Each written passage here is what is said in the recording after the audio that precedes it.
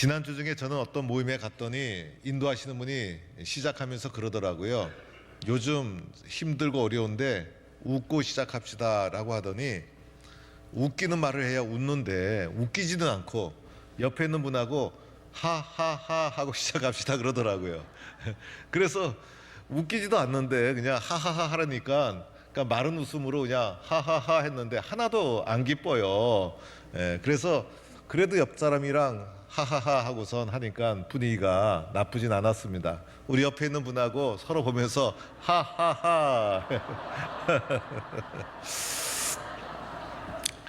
좋은 일이 있을 줄로 믿고 우리는 살아가는 거예요.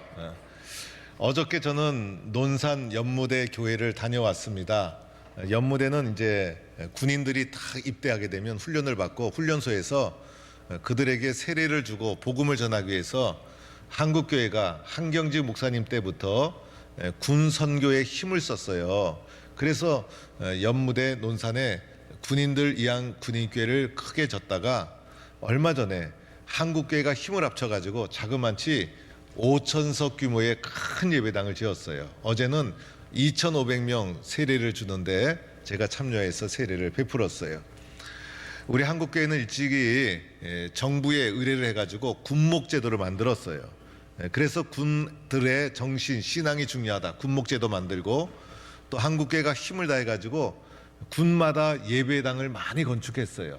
한때는 휴전선 근처에 이제 십자탑, 점등식, 그래서 성탄절이 되면 북한에서 십자가 보이게끔 성탄 추리를 곳곳에 무지하게 많이 했었는데 어느 날 정권이 바뀌면서 그것도 중단이 되긴 했지만은 열심을 냈었어요. 또 군 선교사 제도가 있어요. 군목이 여러 교회를 당담하다 보니 아주 친근 있게 잘 섬기지 못하니까 군 선교를 당담할 군 선교사 또 군내 여자 목사님들을 이렇게 보내서 군 선교사 제도를 우리 교단이 또 운영하고 있어요. 그래서 한때는 정군 신자화 운동, 전체 교인 청년들을 신자화 만들자 세례 운동 벌이고, 지금도 군 선교를 위해서 무슨 수련회 집회 같은 것이 늘 끊임없이 일어나면서 섬기고 있는데 어저께는 2,500명 가량의 세례를 주었는데, 저는 앞선 한국교회 군 선교를 섬겨온 믿음의 선배들이 대단한 헌신과 희생과 수고가 있었다. 참 대단하다. 그리고 군에서 우리 아들들이 군복을 입고 훈련을 받고 간절한 마음으로 앉아있는 모습을 보면 가슴이 울컹하고 참 그들을 위해서 기도하고 도와주지 않으면 안 되겠다, 이런 마음을 가지면서 어제 세례식을 베풀고 의미 있는 시간을 이렇게 가졌습니다. 우리는 믿음의 사람인데 우리가 가진 이 믿음은 언제 가치가 드러나는가? 위기가 닥쳤을 때, 어렵고 힘든 일을 만났을 때 믿음의 가치가 드러나는 거예요. 평범할 때는 몰라요. 평범할 때는 저 사람 마음속에 뭐가 있는지, 예수 믿는 것과 예수 안 믿는 것 차이가 별로 없는 것 같아요. 그런데 예수 안 믿는 사람은 세상에서 환란이 쫙 밀려오면요 거기에 휩쓸려 가고 말아요. 그런데 예수 믿는 이 믿음의 가치는 위기가 닥치고 환란이 닥치고 시련이 닥치고 몸도 아프고 하던 일도 안 되고 실패하고 나락에 떨어진 그 바로 순간이 믿음의 저력을 드러내는 결정적인 순간이 되는 거예요. 그래서 믿음의 사람들은 위기에 강한 사람이 믿음의 사람인 거예요. 오늘 이 이사야 62편의 배경이 그러해요. 오늘 이 이사야 62편 말씀을 보았는데, 오늘 이사야 62편의 배경을 학자들이 오늘 이 배경이 어떤 배경일까 연구를 했어요. 그래서 어떤 학자는 오늘 이 배경은 유다와 이스라엘이 아수르와 바벨론에 의해서 멸망 직전의 상황을 배경으로 하고 있다. 그래서 거대한 군사가 쳐들어오니 나라가 풍전등화의 위기에 처한 거예요. 이제 나라가 망할 것이 뻔해요. 그 전쟁에서 이길 수가 없어요. 그래서 나라가 절망에 떨어지고 암흑에 떨어지고 혼란에 떨어지고 엄청나게 절망의 위기적 상황을 배경으로 하고 있는 것이 오늘 이 말씀이다, 이렇게 말하고 있어요. 또 어떤 학자는 이 배경을 쫙 연구하더니 아니다, 이것은 바벨론 포로기를 배경으로 하고 있다. 그래서 나라가 이미 탁 망해가지고 절망을 경험하고 나서 바벨론의 포로로 잡혀가고 나니까 더 절망이야. 왜냐하면 포로로 잡혀왔지 부자유하지 그래서 살 수가 없는 거예요. 그래서 깊은 절망의 나락에 떨어졌을 때를 배경으로 하고 있다. 그래서 첫 번째든 두 번째든 배경의 성격은 비슷한 거예요. 어떤 분은 좀 지지는 덜 받고 있지만은 이렇게 주장하는 학자도 있었어요. 이 이사야 62편은 포로기 이후에 고레스 칙령에 의해서 귀환했을 때를 배경으로 하고 있다. 그런데 귀환하고 보니까 황무지고 그리고 버림받은 땅이고 아무것도 할 수 없어. 그래서 무엇을 해야 되는지 절망에 깊이 빠졌을 때를 배경으로 하고 있다. 이렇게 말해주고 있어요. 그래서 오늘 이 세 가지 여러 이론이 있지만은 그 중에 첫 번째 이론이 가장 지지를 받는 배경이지만은 오늘 이 62편 자체에는 역사적 배경이 정확하게 표현되어 있지 않고 다만 이런 표현이 있어요. 4절에 버림받은 자, 그러니까 버림받은 상태라는 거예요. 또는 이런 표현도 있어요. 황무지. 그래서 아무도 돌아보지 않는 절망의 상황을 나타내고 있는데 오늘 이것을 우리에게 적용해 본다면 저는 이렇게 생각해 봤어요. 아마 임진왜란, 6.25, IMF 이것이 한꺼번에 터진 상황이 아닐까 이 정도로 생각을 했어요. 그래서 그러다 보니 엄청난 절망과 어둠과 암흑이 온 나라를 덮어버린 상황 속에 있었던 것이 오늘 이사야 62편의 배경이 되는 거예요. 여러분, 이러한 절망 속에 떨어졌을 때 믿음의 사람들이 하지 말아야 될 것이 있어. 이럴 때 믿음의 사람들이 절대 수용하지 말아야 될 것이 있어요. 그것은 뭐냐면 나는 끝났구나, 나는 실패했구나, 우리나라는 안 되는구나, 이런 부정적인 생각을 수용하면 안 돼요. 믿음의 사람들은 상황과 환경 속에 모든 사람은 예속될 수밖에 없지만은 환경과 상황을 떨쳐버리고 내 속에 찾아오는 어둡고 부정적인 생각을 물리쳐야 돼. 그래야 믿음의 사람이죠. 안 그러면 세상 사람과 똑같게요. 그래서 이런 부정적인 생각은 나를 파멸로 이끌어 가게 되는 거예요. 나 개인적으로도 마찬가지예요. 몸이 아프고 쓰러지고 넘어지고 길이 막히고 그랬을 때 불현듯 내 삶에 찾아오는 부정적이고 절망적인 어두운 생각은 믿음으로 다 물리쳐야 돼. 이때 우리가 물리치는 방법은 기도로 물리칠 수 있고 찬송으로 물리칠 수 있고, 그죠? 이걸 다 물리치고 믿음의 사람들이 해야 될 것이 있어요. 어둠과 절망의 상황 속에서 하나님을 찾는 거예요. 그래서 그때 하나님을 불러보세요. 하나님을. 저는 하나님을 부르는 순간 힘이 나요. 하나님을 부르는 순간 믿음이 올라와요. 하나님 하는 순간 하나님에 대한 의지하는 마음이 생기고, 하나님 하는 순간 하나님 뜻에 맡기겠습니다. 내 뜻이 아니라 하나님 뜻에 맡기는 결단이 주어지는 거예요. 그래서 믿음의 사람은 절망과 어둠이 밀려왔을 때 절망과 어둠이 가져다주는 부정적인 생각을 물리치고 하나님을 눈을 들어 바라보면서 하나님 의지하는 거예요. 그러면서 하나님은 나를 향해 어떤 계획을 가지고 있나를 주목해 봐야 되죠. 그렇죠, 여러분? 하나님은 나를 도대체 어떻게 생각하고 있는가? 오늘 말씀이 그 말씀이에요.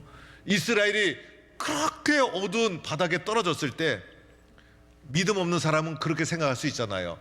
하나님은 나에게 관심 없구나, 하나님은 나하고 관계없구나, 이렇게 생각할 수 있잖아요. 그게 아니라는 거예요. 어둠과 절망 속에서 나를 향한 하나님의 뜻이 있어요. 그 뜻을 붙잡는 거예요. 오늘 그 말씀이 나오는 거예요. 1절부터 살펴보면 첫째는 하나님의 마음은 이런 것이었어요. 시온의 의가 빛같이 이스라엘의 구원이 햇불같이 나타나리라. 이게 하나님의 뜻이에요. 지금은 어둠과 절망이 가득해서 이스라엘이 믿음을 가지고 몸부림쳐도 그들의 의와 구원이 어둠 속에 묻혀버려서 나오질 않아. 모든 세상이 어둠과 절망뿐이야.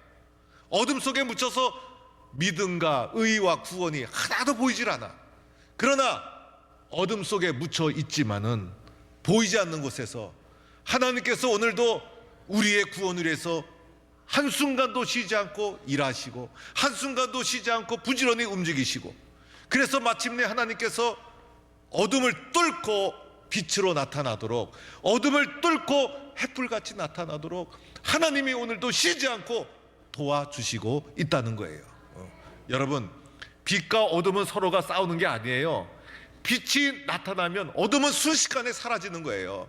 빛이 높이 올라가면 어둠은 순식간에 사라지는 거예요.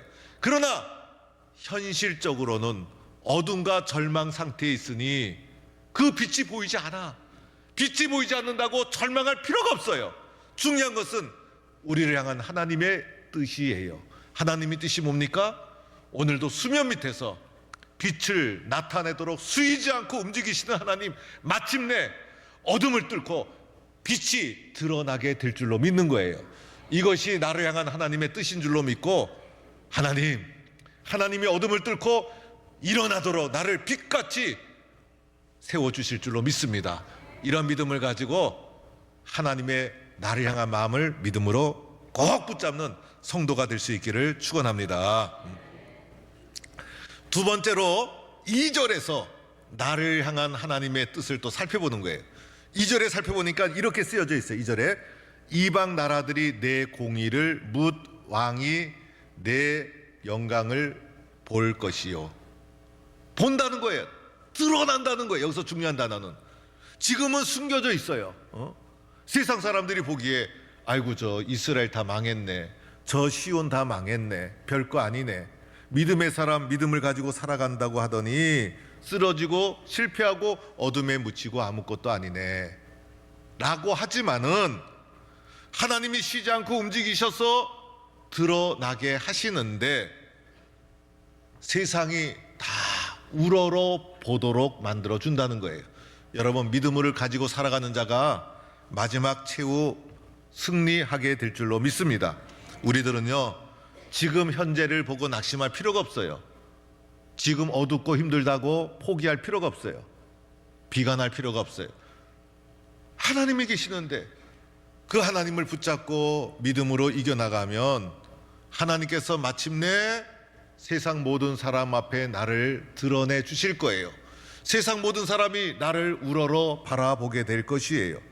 그래서 우리들은 외롭고 힘들 때 우리 마음속에 찾아오는 생각이 있어요. 나는 혼자구나. 그 생각이 찾아오면 여러분 물리치세요. 왜 나 혼자입니까? 하나님이 우리와 함께 하시는데, 하나님이 도와주시는데. 그래서 나는 하나님 의지하면서 꿋꿋하게 환경과 상황과 관계없이 믿음의 길을 탁 지키고 걸어가면 언젠가는 내가 걸어온 하나님 앞에서의 그 믿음의 길, 올바른 길, 그 길을 모든 사람들이 우러러보고 칭찬하고 영광을 돌리고 박수치는 날이 분명히 오는 거예요. 그러나 환란이 오고 시련이 왔을 때 믿음을 지키지 못하고 쓰러지면 어떡하겠어요? 언젠가는 다 드러날 터인데. 그래서 오늘도 담대하게 믿음의 길을 달려가는 우리 성도가 될 수 있기를 바랍니다. 그래서 우리는 다른 사람 볼 필요가 없어요. 그리고 환경과 상황을 의지할 필요도 없어요.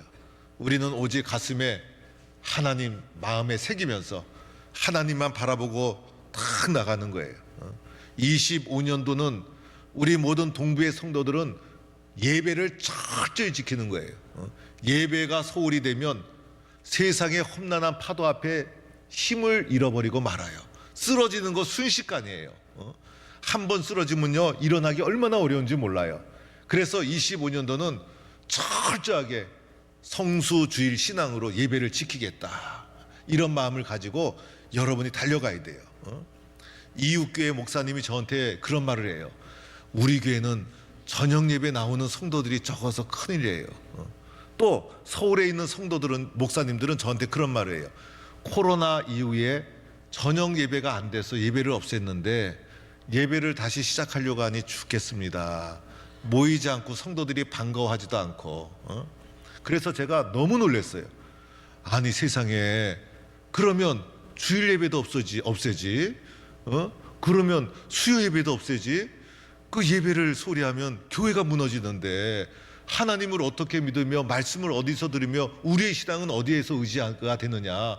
예배가 살아야 교회가 살고, 예배가 살아야 내가 살고, 예배가 하나님 안에서 내 인생을 붙잡아주는 강력한 도구가 예배인 거예요. 그래서 우리 교회 성도들은요, 올해는 철저하게 주일 성수와 예배를 잘 지켜나가는 한국 교회를 예배로 깨우는 우리 동북교회가 될 수 있기를 바랍니다. 저녁 예배가 되면 권사님들은 다 나오는 거예요. 저녁 예배가 되면 구역장님, 장로님, 안수집사님 저녁 예배를 소홀히 여기면 안 돼요. 오늘 저녁엔 또 3인 3색인데 모든 성도가 열심을 다해서 나올 때 우리 교회는 무슨 교회입니까? 100년이 된 교회고 총회장을 배출한 교회 아닙니까? 그래서 모든 성도가 예배를 소중히 여겨서 예배를 살리고 예배 중심으로 하나님 안에서 올바른 길을 힘차게 걸어가는 주의 백성이 되기를 축원합니다. 자, 세 번째는요. 세 번째는 3절에 이런 말씀이 있어요. 너를 여호와의 손에 아름다운 관, 하나님 손에 왕관이라고 말씀하고 있는 거예요. 환난 닥치고 시련 닥치면 어떤 마음이 들까요? 아, 나는 보잘것없구나. 나는 세상이 기뻐하지 않는 사람이구나. 나는 세상에서 아무것도 아니구나. 이렇게 나를 초라하게 생각하고 내 자존심도 다 무너지고. 그런데 오늘 하나님의 뜻은 그것이 아니에요. 이스라엘이 환난을 당하고 시련을 당했을 때 이스라엘 백성들의 자존감이 다 무너져 가지고 우리나라는 볼품없는 나라구나, 우리 백성을 하나님이 소홀히 여기는구나, 이렇게 생각할 수 있는데 오늘 말씀 보니까 여러분, 하나님의 뜻은 그게 아니에요. 하나님의 뜻은요, 우리를 하나님 손에 올려져 있는 왕관처럼 생각한다는 거예요. 그래서 그 왕관이 얼마나 귀한지 사랑의 눈빛으로 손 위에 왕관처럼 우리를 올려놓고 사랑의 눈길로 우리를 탁 바라보고 있는 것이 나를 향한 하나님의 마음이더라는 거예요. 나는 그만큼 귀하고 귀한 존재라고 하나님 안에서 우리는 믿는 거예요. 하나님을 모르는 분은 이거 몰라요. 그래서 하나님을 모르는 분은 다치고 쓰러지면 낙심해요. 그러나 하나님 믿는 사람은 아, 하나님 안에서 나는 왕관 같은 존재구나, 이렇게 귀하게 여기게 되는 거예요. 저는요, 청년 시절에 영적인 방황을 했어요. 그래서 하나님과의 관계가 멀어지면 나를 귀하게 여기질 못해요. 그런데 하나님과 가까워지면 나를 귀하게 여기게 되어 있어요.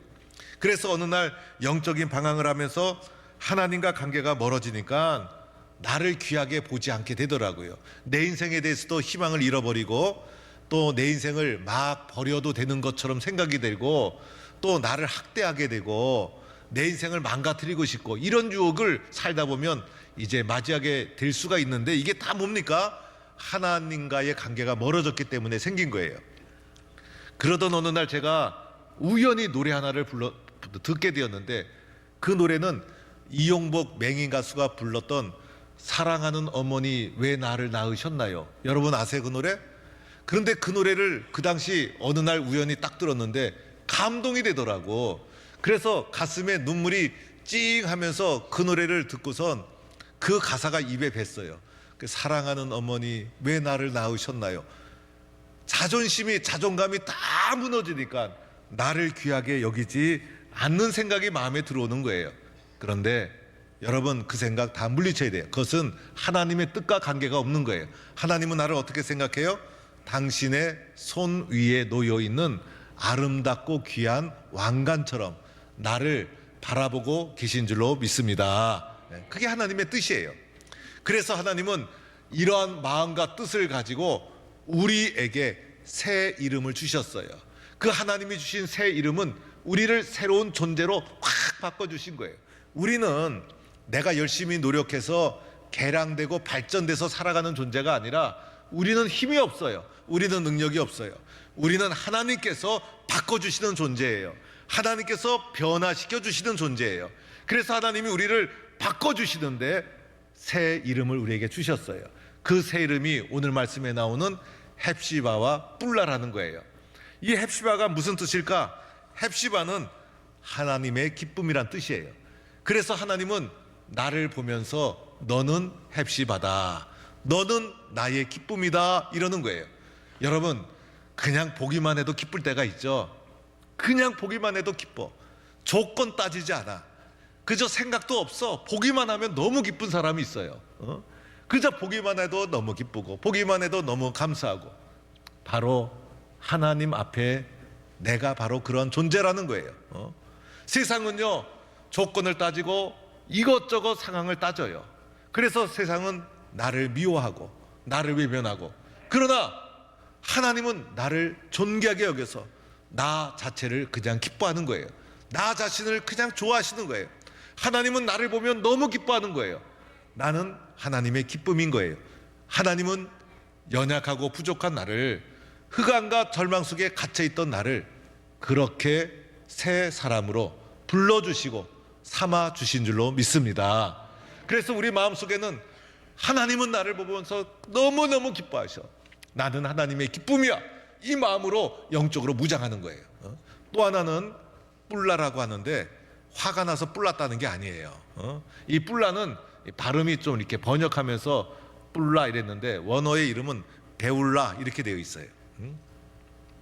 그런데 이 뿔라는 사랑해서 결혼했다는 거예요. 너무너무 사랑해서. 그래서 너는 내 짝이다라는 뜻이 있어요. 항무지가 아니라는 거예요. 버려진 땅이 아니라는 거예요. 하나님 몰랐을 때 우리들은 버림받은 자와 같고 항무지와 같았지만은, 하나님 안에서 우리들은 하나님의 둘도 없는 짝이에요. 하나님이 너무너무 사랑하셔서 우리를 자신의 짝으로 만들어 주셨어요. 나는 하나님의 신부와도 같은 존재인 거예요. 이런 존재로 새롭게 나를 만들어 주셨다는 거예요. 오늘 우리들은요, 이 세상에서 환경, 상황 보지 말고, 또 어둠과 혼란이 계속된다고 하더라도 낙심하거나 원망하거나 절망하지 말아야 됩니다. 그런 것이 우리 가슴 속에 밀려오면 믿음으로 딱 물리쳐야 돼요. 물리치고 눈을 들어서 누구를 찾아야 됩니까? 하나님을 찾는 거예요.